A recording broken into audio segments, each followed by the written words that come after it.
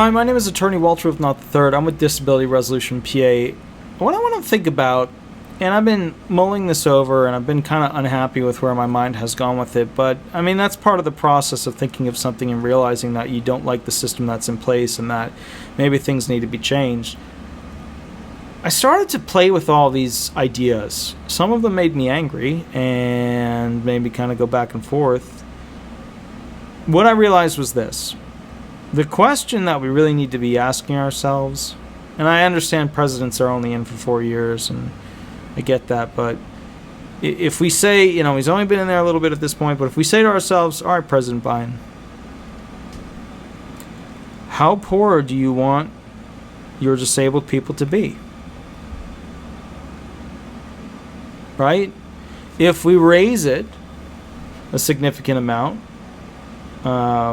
are they still going to be able to live a significantly better life? Is it going to matter? So I started to look at things, right? Because, when you look at an impoverished person, you look at some of the government-based documentation as to what a homeless person is, and you start to look at things and you realize, okay, so this is really a study of how much money we give somebody and does that create upward mobility? And that upward mobility, does it get them to a point where they're basically capable of having emergency problems that can be paid for? Are they capable of having essentially, a little bit of extra money to save in case they want to go on a trip somewhere? Having disabled people that can never afford to go on vacation anywhere, even if it's something simple like to the beach, that's inhuman to me. I think, to be honest with you, vacations to some degree should be a right or a freedom that we give people. And I'm not saying every month. People take it to the extreme of like, oh, you just want to just have them all the time. Hey, no, I mean like once a year, people should be able to have a vacation someplace that isn't just a different room in the complex that they're in, where they go from their kitchen to their bathroom. So I guess what I'm getting at here is I started to look up the whole, how do we define homeless? And I've seen them a million times, and they give you these are the factors that we use to find if somebody's home. And then you have other programs that give you factors. And what I couldn't find really well laid out is a stage-by-stage analysis on upward mobility, specifically laying out what people have at the very origin point. We're talking Key West, this is mile marker 1. And then what I started to realize is that, I guess they just never thought of it this way, but what if we were to break it down into stages, right? That would tell us how much money we would need, because we'd be able to figure out from those stages specifically how much money these things cost per state. It wouldn't just be like, oh, we think the food's going to be around this, we think the housing's going to be around this. We'd be able to know what different people. All right, so let me give you an example. Let's say we have a stage system. Stage 0, the person has absolutely nothing. Stage 1, the person has a tarp. They sleep on top of the tarp. Stage 2, the person basically has a tarp and a tent. So when you have a tarp and a tent, you put the tent down, you sleep in the tent, you put the tarp over the tent. That keeps the water from going onto the tent, keeps the tent dry. Right? And then you start to look at adding these additional options, right? These transportation options. So now we're starting to talk about, the next level, the next level, the next level, the next level, and you're throwing on these additional options. So, you start out with a bicycle, right? Then you go to a motor scooter, right? And then you go to a motorcycle or something, that doesn't have a full option of like a car. Then you start getting into luxury cars and trucks and things like that. You start going into those things, vehicles that have something unique about them beyond just being 4 wheels and an engine or a motor. So what I started to realize is that there was not a list that I could find that showed definitively a system of upward mobility, which shouldn't be that hard to make. You think of it, and the weird thing about it is, the more homeless the person is, right? So they're open to the air. It's the biggest room you can be in. No walls, right? Then all of a sudden, you're getting small walls, and the walls get farther and farther and farther away. You're in a tent, right? Then you're in a bigger tent, and then you're into like, some motel style living accommodations. Maybe before that there would be essentially, borrowing a room for somebody where you're living in a garage, although living in a garage isn't always such a bad deal because then you're in a private house, But we need to have some sort of system so that when we get to, okay, now they're living in a one-bedroom apartment. Now they're living in a two-bedroom apartment. Now they're living in a three-bedroom apartment. Now they're living in a house.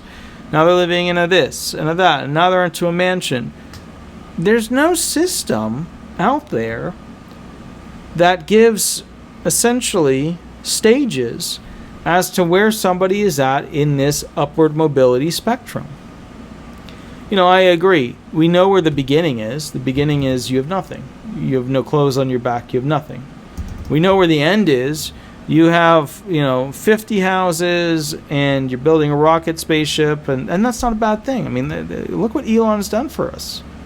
We're going to have internet anywhere on Earth. We're going to be able to travel to foreign planets and build the future human race. I mean, it's tough to find a person better than him.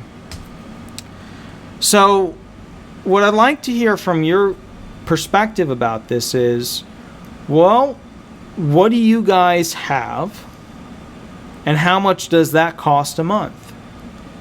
And if you guys have these things, and this is what it costs, we can figure out the average based upon that.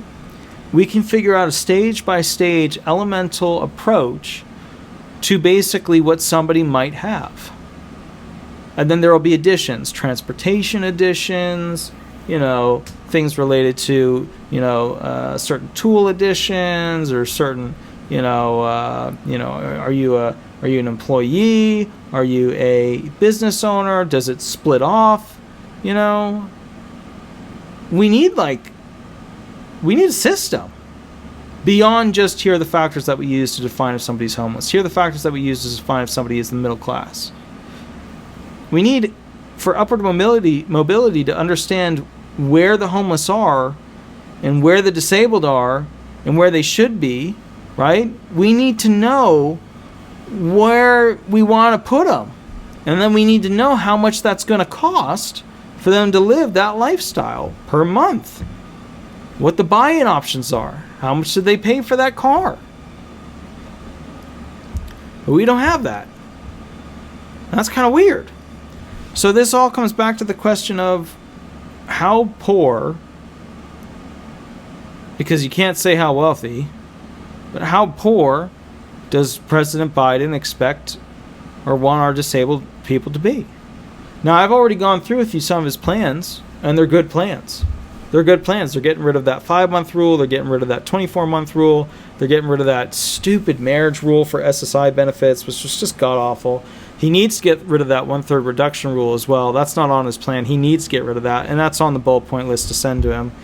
But I guess what I'm getting at is, guys, I would need raw information from people who are receiving disability benefits or are retired or just part of Social Security in some way as to essentially where you're at, what do you have, and basically how much it costs.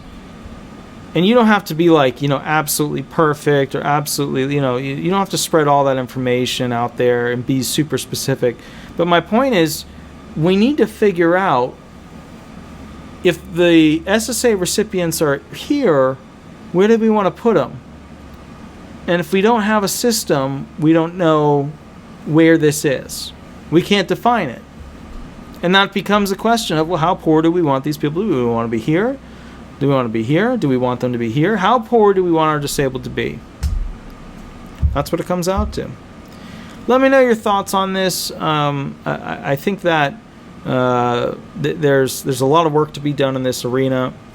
And I think that the main focus is we really need to focus on the American people as to what life status we want them to have. And, the American dream, you'd have a car and a house. You'd have 2 cars and a house. You'd have 2 cars, a boat, and a house. It's a moving target. We don't know what it is anymore. Most people can't afford the American dream now, which is sad. Are we one day going to just, like they just had in the news, are we one day just going to have super rich people telling us that we won't own anything and we'll be happy about it? Well, that's not upward mobility. That's zero. I want upward mobility. I want resources that I can use to help myself and others. Right? So just start to think about that. I know that this was less of a fact pattern giving you this, and statistical analysis and so on and so forth, but think about it. SSI $794. What are you going to buy with that? You can't buy a regular living. You can't have any emergencies. You can't put away any money to even make it to the beach. What are you going to do with that? Right? SSDI, I think it was like $1,270-ish bucks. It's the national average right now for what somebody receives. That's a little better.